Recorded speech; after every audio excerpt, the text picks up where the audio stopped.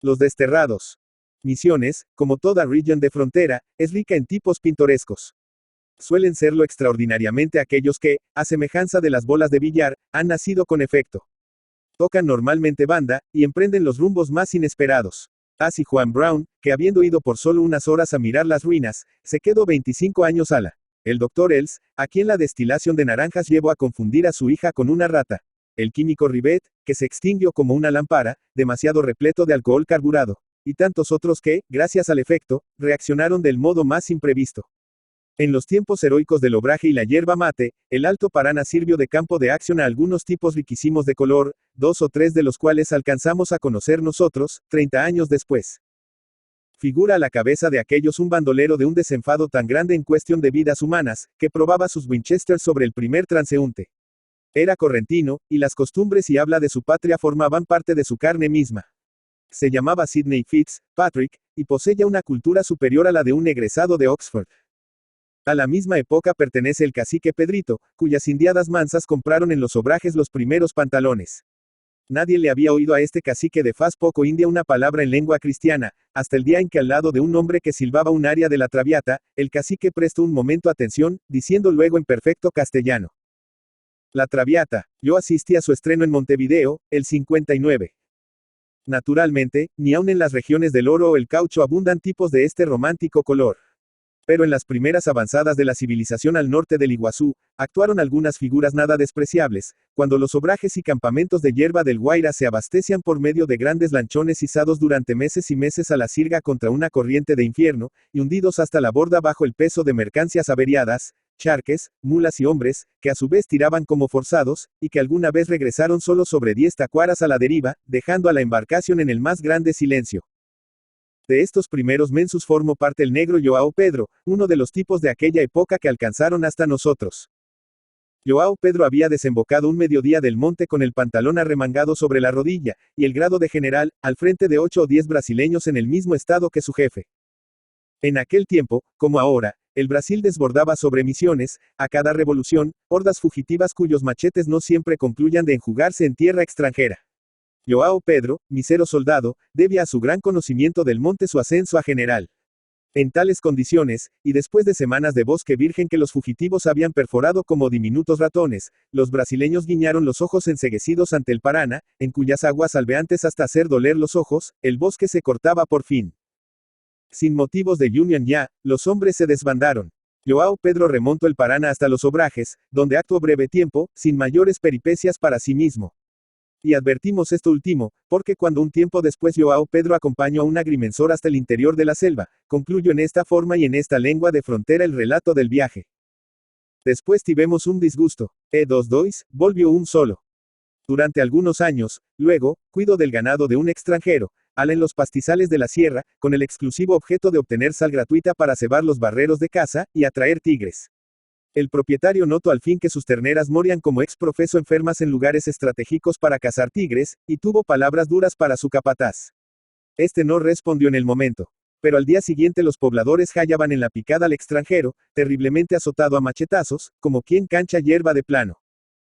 También esta vez fue breve la confidencia de nuestro hombre. Olvidóse de que eu era home como él. Cancello francés. El propietario era italiano. Pero lo mismo daba, pues la nacionalidad atribuida por Joao Pedro era entonces genérica para todos los extranjeros. Años después, y sin motivo alguno que explique el cambio de país, hallamos al ex general dirigiéndose a una estancia de Libera cuyo dueño gozaba fama de pagar de extraño modo a los peones que reclamaban su sueldo. Joao Pedro ofreció sus servicios, que el estanciero aceptó en estos términos: a vos, negro, por tus motas, te voy a pagar 2 pesos y la rapadura. No te olvides de venir a cobrar a fin de mes. Joao Pedro salió mirándolo de reojo, y cuando a fin de mes fue a cobrar su sueldo, el dueño de la estancia le dijo: Tende la mano, negro, y aprieta fuerte. Y abriendo el cajón de la mesa, le descargó encima el revólver. Joao Pedro salió corriendo con su patrón detrás que lo tiroteaba, hasta lograr hundirse en una laguna de aguas podridas, donde arrastrándose bajo los camalotes y pajas, pudo alcanzar un tacuru que se alzaba en el centro como un cono. Guareciéndose tras él, el brasileño esperó, atisbando a su patrón con un ojo. No te movas, moreno, le gritó el otro, que había concluido sus municiones. Joao Pedro no se movió, pues tras él el Libera borbotaba hasta el infinito. Y cuando asomó de nuevo la nariz, vio a su patrón que regresaba al galope con el Winchester cogido por el medio. Comenzó entonces para el brasileño una prolija tarea, pues el otro corre a caballo buscando hacer blanco en el negro, y este giraba a la par alrededor del Takuru, esquivando el tiro. Ahí va tu sueldo, macaco, gritaba el estanciero al galope. Y la cúspide del Takuru volaba en pedazos. Llegó un momento en que Joao Pedro no pudo sostenerse más, y en un instante propicio se hundió de espaldas en el agua pestilente, con los labios estirados a flor de camalotes y mosquitos, para respirar. El otro, al paso ahora, giraba alrededor de la laguna buscando al negro. Al fin se retiró, silbando en voz baja y con las riendas sueltas sobre la cruz del caballo. En la alta noche el brasileño abordó el ribazo de la laguna, hinchado y tiritando, y huyó de la estancia, poco satisfecho al parecer del pago de su patrón, pues se detuvo en el monte a conversar con otros peones prófugos, a quienes se debía también 2 pesos y la rapadura. Dichos peones llevaban una vida casi independiente, de día en el monte, y de noche en los caminos. Pero como no podían olvidar a su ex patrón, resolvieron jugar entre ellos a la suerte el cobro de sus sueldos, recayendo dicha misión en el negro Joao Pedro, quien se encaminó por segunda vez a la estancia, montado en una mula. Felizmente, pues ni uno ni otro desdeñaban la entrevista, el peón y su patrón se encontraron. Este con su revólver al cinto, aquel con su pistola en la pretina. Ambos detuvieron sus cabalgaduras a 20 metros. Está bien, Moreno, dijo el patrón. Venís a cobrar tu sueldo. Te voy a pagar enseguida. Eu vengo, respondió Joao Pedro, a quitar a você de en medio. Atire você primeiro, en AOR. Me gusta, macaco. Sujetate entonces bien las motas. Atire. Pois now, dijo aquel. Pois asintió el negro, sacando la pistola. El estanciero a punto, pero erró el tiro. Y también esta vez, de los 2 hombres regresó uno solo. El otro tipo pintoresco que alcanzó hasta nosotros era también brasileño, como lo fueron casi todos los primeros pobladores de Misiones. Se le conoció siempre por Tirafogo, sin que nadie haya sabido del nombre otro alguno, ni aun la policía, cuyo dintel por otro lado nunca llegó a pisar. Merece este detalle mención, porque a pesar de haber sorbido nuestro hombre más alcohol del que pueden soportar 3 jóvenes fuertes, logró siempre esquivar, fresco o borracho, el brazo de los agentes. Las chacotas que levanta la caña en las bailantas del Alto Paraná no son cosa de broma. Un machete de monte, animado de un revés de muñeca de mensu, parte hasta el bulbo el cráneo de un jabalí. Y una vez, tras un mostrador, hemos visto al mismo machete, y del mismo revés, quebrar como una caña el antebrazo de un hombre, después de haber cortado limpiamente en su vuelo el acero de una trampa de ratas, que pendía del techo. Si en bromas de esta especie o en otras más ligeras, Tirafogo fue alguna vez actor, la policía lo ignora.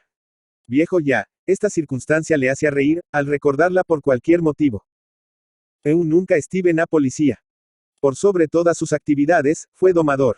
En los primeros tiempos del obraje se llevaban a la mulas chucaras, y Tirafogo iba con ellas. Para domar, no había entonces más espacio que los rozados de la playa, y presto las mulas de Tirafogo partían a estrellarse contra los árboles o caían en los barrancos, con el domador debajo. Sus costillas se habían roto y soldado infinidad de veces, sin que su propietario guardara por ello el menor rencor a las mulas. Eu gosto mesmo, decía, de lidiar con ellas. El optimismo era su cualidad específica. Hallaba siempre ocasión de manifestar su satisfacción de haber vivido tanto tiempo. Una de sus vanidades era el pertenecer a los antiguos pobladores de la región, que solíamos recordar con agrado. Eu sou antiguo, exclamaba, riendo y estirando desmesuradamente el cuello adelante. Antiguo. En el periodo de las plantaciones se le reconoce desde lejos por sus hábitos para carpir mandioca. Este trabajo, a pleno sol de verano, y en hondonadas a veces donde no llega un soplo de aire, se lleva a cabo en las primeras horas de la mañana y en las últimas de la tarde. Desde las 11 a las 2, el paisaje se calcina solitario en un vaho de fuego. Estas eran las horas que elegía Tirafogo para carpir descalzo la mandioca. Se quitaba la camisa, se arremangaba el calzoncillo por encima de la rodilla, y sin más protección que la de su sombrero orlado entre paño y cinta de puchos de chala, se doblaba a carpir concienzudamente su mandioca, con la espalda deslumbrante de sudor y reflejos. Cuando los peones volvían de nuevo al trabajo a favor del ambiente ya respirable, Tirafogo había concluido el suyo. Recogía la azada, quitaba un pucho de su sombrero, y se retiraba fumando y satisfecho. Eu gosto, decía, de poner os yuyos pés arriba ao sol. En la época en que yo llegué a solíamos hallar al paso a un negro muy viejo y flaquísimo que caminaba con dificultad y saludaba siempre con un trémulo, bon dia, patrón, quitándose humildemente el sombrero ante cualquiera. Era Joao Pedro. Vivía en un rancho, lo más pequeño y lamentable que puede verse en el género, aun en un país de obrajes, al borde de un terrenito anegadizo de propiedad ajena. Todas las primaveras sembraba un poco de arroz, que todos los veranos perdía, y las 4 mandiocas indispensables para subsistir, y cuyo cuidado le llevaba todo el año, arrastrando las piernas. Sus fuerzas no daban para más. En el mismo tiempo, Tirafogo no carpía más para los vecinos. Aceptaba todavía algún trabajo de lonja que demoraba meses en entregar, y no se vanagloriaba ya de ser antiguo en un país totalmente transformado. Las costumbres, en efecto, la población y el aspecto mismo del país, distaban, como la realidad de un sueño, de los primeros tiempos vírgenes, cuando no había límite para la extensión de los rozados, y estos se efectuaban entre todos y para todos, por el sistema cooperativo. No se conocía entonces la moneda, ni el código rural, ni las tranqueras con candado, ni los briches. Desde el Pequiri al Paraná, todo era Brasil y lengua materna, hasta con los franceses de Posadas. Ahora el país era distinto, nuevo, extraño y difícil. Y ellos, Tirafogo y João Pedro, estaban ya muy viejos para reconocerse en él. El primero había alcanzado los 80 años, y João Pedro sobrepasaba esa edad. El enfriamiento del uno, a quien el primer día nublado relegaba a quemarse las rodillas y las manos junto al fuego, y las articulaciones endurecidas del otro, les hicieron acordarse por fin, en aquel medio hostil, del dulce calor de la madre patria. Decía João Pedro a su compatriota, mientras se resguardaban ambos del humo con la mano. Estemos lejos de nosa terra, seu tira. Un día temos de morrer. Asentia Tirafogo, moviendo a su vez la cabeza. Temos de morrer, seu João. Longe da terra. Se visitaban ahora con frecuencia, y tomaban mate en silencio, enmudecidos por aquella tardía sed de la patria. Algún recuerdo, niño por lo común, subía a veces a los labios de alguno de ellos, suscitado por el calor del hogar. Habíamos na casa 2 vacas. Decía el uno muy lentamente. Eu brinque mesmo con os cachorros de papai. Pois não, seu João. Apoyaba el otro, manteniendo fijos en el fuego sus ojos en que sonreía una ternura casi infantil. Eu me lembro de todo. De mamai, a mamá moza. Las tardes pasaban de este modo, perdidos ambos de extrañeza en la flamante Misiones. Para mayor extravio, se iniciaba en aquellos días el movimiento obrero, en una región que no conserva del pasado jesuítico sino 2 dogmas, la esclavitud del trabajo, para el nativo, y la inviolabilidad del patrón. Se vieron huelgas de peones que esperaban a Boicot como a un personaje de Posadas, y manifestaciones encabezadas por un bolichero a caballo que llevaba la bandera roja, mientras los peones analfabetos cantaban apretándose alrededor de uno de ellos, para poder leer la internacional que aquel mantenía en alto. Se vieron detenciones sin que la caña fuera su motivo, y hasta se vio la muerte de un sahib. João Pedro, vecino del pueblo, comprendió de todo esto menos aunque el bolichero de trapo rojo, y aterido por el otoño ya avanzado, se encaminó a la costa del Paraná. También Tirafogo había sacudido la cabeza ante los nuevos acontecimientos. Y bajo su influjo, y el del viento frío que rechazaba el humo, los dos proscritos sintieron por fin concretarse los recuerdos natales que acudían a sus mentes con la facilidad y transparencia de los de una criatura. Sí, la patria lejana, olvidada durante 80 años. Y que nunca, nunca. Seu tira, dijo de pronto João Pedro, con lágrimas fluidísimas a lo largo de sus viejos carrillos. Eu não quero morrer sin ver a minha terra. Muito longe o que eu tengo vivido. A lo que Tirafogo respondió. Agora mesmo eu tenía pensado proponer a você. Agora mesmo, seu João Pedro. Eu via na ceniza a casina. O pinto batarás de que eu sou cuidei. Y con un puchero, tan fluido como las lágrimas de su compatriota, balbuceó. Eu quero ir lá, a nosa terra e lá, seu João Pedro. A mamá do velo Tirafogo. El viaje, de este modo, quedó resuelto. Y no hubo en cruzado alguno mayor fe y entusiasmo que los de aquellos dos desterrados casi caducos, en viaje hacia su tierra natal. Los preparativos fueron breves, pues breve era lo que dejaban y lo que podían llevar consigo. Plan, en verdad, no poseían ninguno, sino es el marchar perseverante, ciego y luminoso a la vez, como de sonámbulos, y que los acercaba día a día a la ansiada patria. Los recuerdos de la edad infantil subían a sus mentes con exclusión de la gravedad del momento. Y caminando, y sobre todo cuando acampaban de noche, uno y otro partían en detalles de la memoria que parecían dulces novedades, a juzgar por el temblor de la voz. Eu nunca dije para você, seu tira. O meu irmão más pequeño estuvo una vez muy doente. O, si no, junto al fuego, con una sonrisa que había acudido ya a los labios desde largo rato. O mate de papai cayóse una vez de mim. Batiome, seu João. Iban así, riquísimos de ternura y cansancio, pues la sierra central de Misiones no es propicia al paso de los viejos desterrados. Su instinto y conocimiento del bosque les proporcionaban el sustento y el rumbo por los senderos menos escarpados. Pronto, sin embargo, debieron internarse en el monte cerrado, pues había comenzado uno de esos periodos de grandes lluvias que inundan la selva de vapores entre uno y otro chaparrón, y transforman las picadas en sonantes torrenteras de agua roja. Aunque bajo el bosque virgen, y por violentos que sean los diluvios, el agua no corre jamás sobre la capa de humus, la miseria y la humedad ambiente no favorecen tampoco el bienestar de los que avanzan por él. Llegó pues una mañana en que los dos viejos proscritos, abatidos por la consunción y la fiebre, no pudieron ponerse de pie. Desde la cumbre en que se hallaban, y al primer rayo de sol que rompía tardísimo la niebla, Tirafogo, con un resto más de vida que su compañero, alzó los ojos, reconociendo los pinares nativos. A la lejos vio en el valle, por entre los altos pinos, un viejo rosado cuyo dulce verde se llenaba de luz entre las sombrías araucarias. Seu Joao, murmuró, sosteniéndose apenas sobre los puños. He a terra o que vosé pode verla. Temos chegado, seu Joao Pedro. Al oír esto, Joao Pedro abrió los ojos, fijándolos inmóviles en el vacío, por largo rato. Eu cheguei ya, meu compatricio. Dijo. Tirafogo no apartaba la vista del rosado. Eu vi a terra. Ela, murmuraba. Eu cheguei, respondió todavía el moribundo. Vosé viu a terra. Eu esto la. O que seu Joao Pedro, dijo Tirafogo, o que que vosé está de morrer. Vosé nao chegou. Joao Pedro no respondió esta vez. Ya había llegado. Durante largo tiempo Tirafogo quedó tendido de cara contra el suelo mojado, removiendo de tarde en tarde los labios. Al fin abrió los ojos, y sus facciones se agrandaron de pronto en una expresión de infantil alborozo. Ya cheguei, mamai. O Joao Pedro Tina Razao. Vou comele. Horacio Quiroga. Horacio Silvestre Quiroga Forteza, Salto, Uruguay, 31 de diciembre de 1878. Buenos Aires, Argentina, 19 de febrero de 1937, fue un cuentista, dramaturgo y poeta uruguayo. Fue el maestro del cuento latinoamericano, de prosa vivida, naturalista y modernista. Sus relatos, que a menudo retratan a la naturaleza bajo rasgos temibles y horrorosos, y como enemiga del ser humano, le valieron ser comparado con el estadounidense Edgar Allan Poe.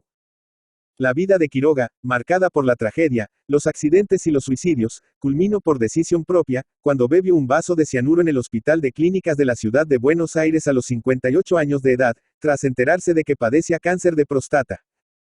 Seguidor de la escuela modernista fundada por Rubén Darío y obsesivo lector de Edgar Allan Poe y Guy de Maupassant, Quiroga se sintió atraído por temas que abarcaban los aspectos más extraños de la naturaleza, a menudo teñidos de horror, enfermedad y sufrimiento para los seres humanos. Muchos de sus relatos pertenecen a esta corriente, cuya obra más emblemática es la colección Cuentos de amor, de locura y de muerte. Por otra parte, se percibe en Quiroga la influencia del británico Sir Rudyard Kipling, Libro de las Tierras Vírgenes, que cristalizaría en su propio Cuentos de la Selva, delicioso ejercicio de fantasía dividido en varios relatos protagonizados por animales. Su Decálogo del perfecto cuentista, dedicado a los escritores noveles, establece ciertas contradicciones con su propia obra. Mientras que el Decálogo pregona un estilo económico y preciso, empleando pocos adjetivos, redacción natural y llana y claridad en la expresión, en muchas de sus relatos Quiroga no sigue sus propios preceptos, utilizando un lenguaje recargado, con abundantes adjetivos y un vocabulario por momentos ostentoso. Al desarrollarse aún más su particular estilo, Quiroga evolucionó hacia el retrato realista, casi siempre angustioso y desesperado, de la salvaje naturaleza que le rodeaba en Misiones. La jungla, el río, la fauna, el clima y el terreno forman el andamiaje y el decorado en que sus personajes se mueven, padecen y a menudo mueren. Especialmente en sus relatos, Quiroga describe con arte y humanismo la tragedia que persigue a los miserables obreros rurales de la región, los peligros y padecimientos a que se ven expuestos y el modo en que se perpetúa este dolor existencial a las generaciones siguientes. Trató, además, muchos temas considerados tabú en la sociedad de principios del siglo XX, revelándose como un escritor arriesgado, desconocedor del miedo y avanzado en sus ideas y tratamientos.